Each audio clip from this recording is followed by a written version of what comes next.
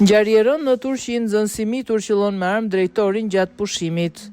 Një ngjarje e rëndë ka ndodhur në një shkollë në Turqi sipas mediave vendase. Një i mitur qëlloi me armë zjarri drejtorin e shkollës gjatë pushimit. Drejtori u shtrua në spital në gjendje të rëndë, ndërsa incidenti shkaktoi panik tek nxënësit dhe mësuesit. Sipas mediave të turke, gjithçka filloi pasi drejtori bëri vrejtje e nxënësit javën e kaluar kur ai po shkonte në shkollë me biçikletë elektrike. Autori mitur i krimit është arrestuar, ndërsa babai i tij është gjithashtu në paraburgim.